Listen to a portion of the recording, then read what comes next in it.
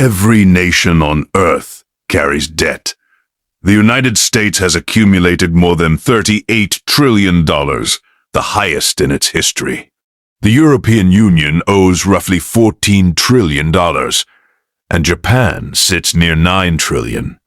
Even countries known for abundant resources or export surpluses, from oil producers to industrial giants, operate under massive obligations.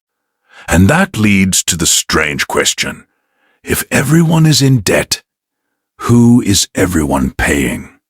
This is the puzzle at the heart of a modern financial system. Debt isn't just a burden. It's the framework that supports governments, markets, wars, and booms. Trace the chain of lending far enough, and you eventually find that the world's debt is effectively owed to itself. But that doesn't mean the benefits are shared equally.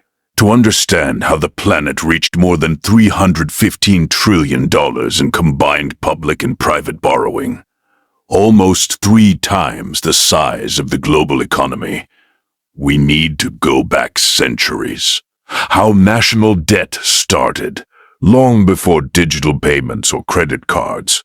The idea of governments borrowing money emerged out of war. In 1694, England was fighting France and running out of gold. Desperate, the crown turned to wealthy merchants in exchange for guaranteed interest paid from future taxes. They financed the monarchy's military needs. To manage this system, the Bank of England was established. With that, something revolutionary happened. The state gained the ability to spend money it did not yet possess. This was the birth of the government bond and of modern finance. Other countries soon adopted the model. Borrowing became a sign of credibility rather than weakness. Empires no longer needed to seize gold from conquered lands. They issued bonds to obtain capital from investors. Power moved from battlefields to balance sheets. The modern debt web. Today, government borrowing has become one of the most traded products on Earth. Take the United States. About half of American federal debt is held by public investors. Of that portion, around 2/3 belongs to U.S. institutions, banks, pension plans, mutual funds, insurance companies, and even the Federal Reserve. The remaining third sits overseas. Japan holds about $1 trillion.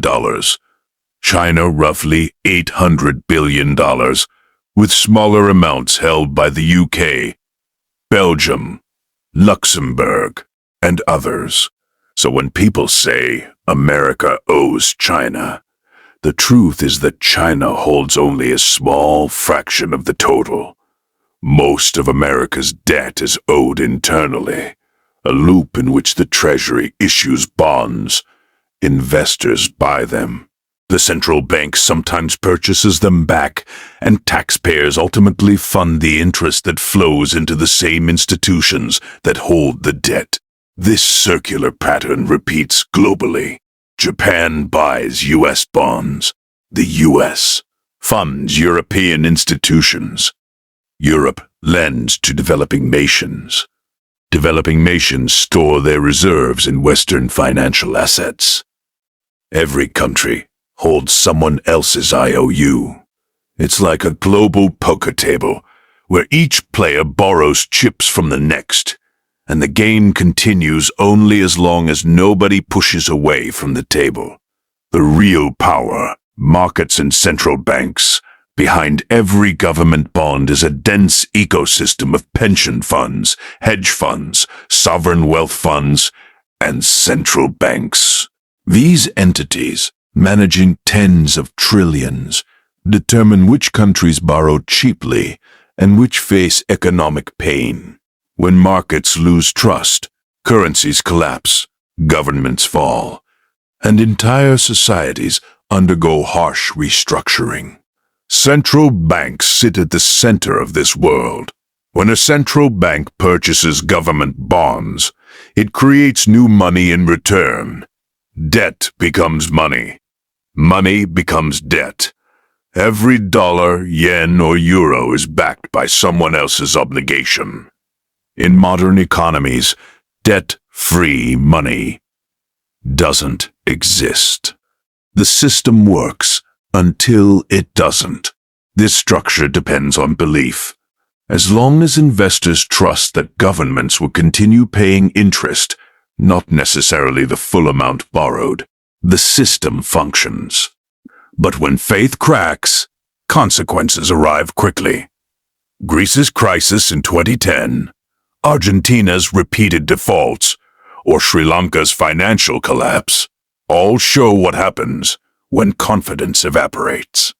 Borrowing costs explode, austerity measures appear, and everyday life becomes unstable. Even then, the cycle resets. Old loans are replaced with new ones. Debts get restructured. The system restarts with fresh promises layered onto the old ones. Debt governments never intend to pay off. Private borrowers must eventually repay what they owe. Governments operate differently. They refinance endlessly. They roll over old bonds by issuing new ones. Most countries, including the United States and Japan, have no plan to pay off their debt in full. And strangely, that's intentional. Government bonds are the foundation of global finance. Banks use them as collateral. Pension funds depend on them for safety. Central banks use them to conduct monetary policy. If a government actually eliminated all its debt, the global financial system would lose its most important anchor. Liquidity would vanish. Deflation would rage. Markets would crash. Therefore, governments keep borrowing, not recklessly, but in a steady, predictable rhythm. Debt becomes the heartbeat of the global economy. The real question: who benefits? The phrase, "we owe it to ourselves," is only partly true. While nations borrow from their own citizens and institutions, the interest payments typically flow upward, from workers and taxpayers to the financial entities that hold the bonds. Debt isn't merely a transfer between countries. It's a transfer between social classes. Those who own debt assets benefit. Those who fund interest through taxes bear the cost. This is why inequality rises alongside indebtedness. When the engine slows, as long as new borrowing keeps up with old promises, the system survives. But if confidence slips, if lenders stop believing that future promises will be honored, the machine can stall. And then the question, who is the creditor, stops being theoretical. Because at the top, there isn't a single villain. Not China, not Wall Street, not the IMF. It's the entire interconnected system. Governments, banks, investors, and all of us who rely on modern money. Debt has become the world's operating system. It blurs the line between borrower and lender. In the past, debt meant bondage. Today, it means balance. But that balance is delicate.